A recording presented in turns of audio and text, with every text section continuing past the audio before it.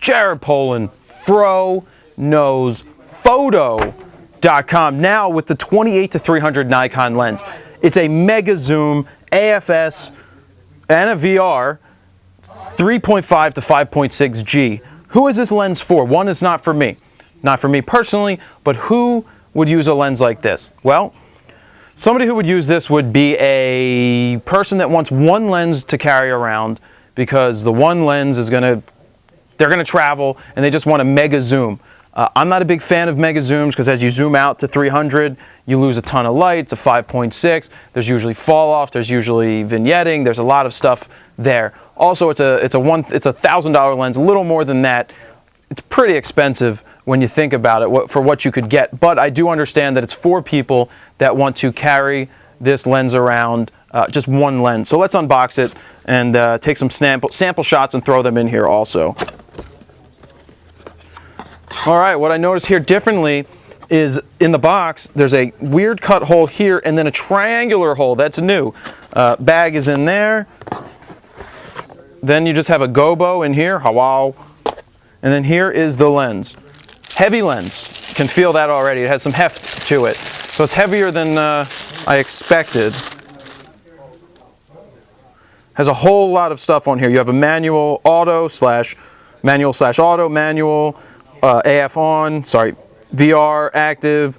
You have a lock on here so it won't zoom, and then an unlock, and then you have just a mega zoom. Mega zoom. So it's kind of like your 18-200 DX, except now on a full frame body, 28-300. It's a huge, huge zoom. I'm going to throw it on, take it outside, get some sample shots, see what we think, but you know, it's a lens for somebody who's not a professional. If you're not a professional, this may be something that you want to look into for carrying around one lens on a full frame body. I wouldn't buy this on a DX body, even though it would zoom out to 450 millimeters. You're going to lose the wide angle. And for $1,000, if you're on anything, I'd still recommend buying a 70-200 2.8. It's $800 if you buy the Sigma, and a couple $100 more when you buy the Nikon. But it's going to be better optically, better quality. It feels like it's built well. We didn't sniff it.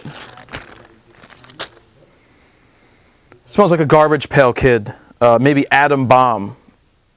Other than that, it's a mega zoom. It's going to serve the purpose for traveling around. I'm sure it's going to give you quality pictures because if you're not a professional and it's something that you just want to carry around, it's going to get the job done. But for you guys out there who are pros, this is not a lens you're going to want to buy. So after the break here, we'll have some sample shots up.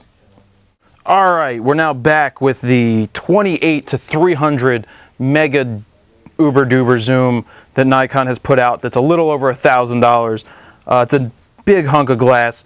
So what I noticed when I put it on the camera, you know, this isn't a smooth zoom. It's not the smoothest thing in the world. But like I said, for the people that are buying this, they're not the pros. They're not going to be the ones that are looking for the best of the best of the best with honors, sir, for your Men in Black reference. But I did notice when shooting pictures, it is pretty sharp. I was shooting at 6400 ISO because I didn't have a lot of light, and I had to compensate because it was at 5.6. What was funny is I put it on, and I was like, why is it 5.6? I thought I remember having this set to 2.8.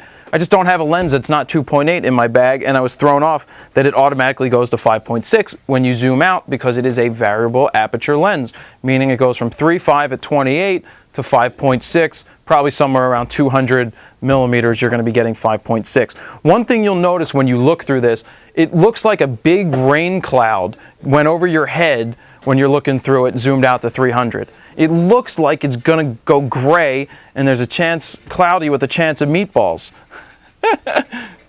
Right, Rob? Cloudy with a chance of meatballs? I'm sure you've seen it. I haven't seen it yet, but awesome. Awesome? He loves it. Anyway, that's something that you get with these variable aperture lenses. Out at 5.6, when you're zoomed all the way out to 300, everything's going to get darker in the viewfinder. When you have the larger lenses, like any 2.8 to 70-200, it's going to be bright as can be when you look through there because you have you're letting in a hell of a lot more light. I can say hell, right?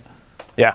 You're letting in a lot more light. I won't say it again. So you're letting in a lot more light, and when you're zoomed out to 300, it's 5.6, so you're not letting in so much light. The focus is fine. It sounds different than your pro lenses, but it's not a pro lens. So for everyday use, for somebody who just wants one lens to walk around with their D700, I mean, again, if you're not a pro, you probably shouldn't be owning a D700. You're probably a doctor or a lawyer who wants to match your friend over there with the most expensive equipment, but that's neither here nor there. 28 to 300. If you have $1,000 to blow on this and you want a mega zoom to take on the trips with you and you are a pro, go for it. But I still think $1,000 is a little too expensive for a lens of this caliber. I can sell you two lenses for a little more than $1,000 that are going to do, you're going to get much better results. Yes, I know that most people buying it just want to carry one lens around, but you still need a bag. You might as well carry around a bag that can take two lenses, 17 to 55 or 17 to 50 or 18 to 50 2.8 and a 70 to 200 2.8. Around $1,200, you're going to have two lenses that are going to give you much better quality for everything, and that's about it. That's How's the it smell? Didn't I smell it already? I forget what I said it smells like. I don't think you smelled it. I didn't smell the 28 to 300? Nope. All right, so You didn't say it was a Sabre or anything like that. they're calling for the sniff test on the 70 to 3. What is this? 28 to 300? 28 300. VR. VREDI, blah blah EIO. I don't know. It smells like a Happy Meal. All right, like a Happy Meal. Cheap, even though it's not really cheap. I wouldn't buy it. Jared Polin, Fro Knows Photo, signing off from Alan's camera. See ya.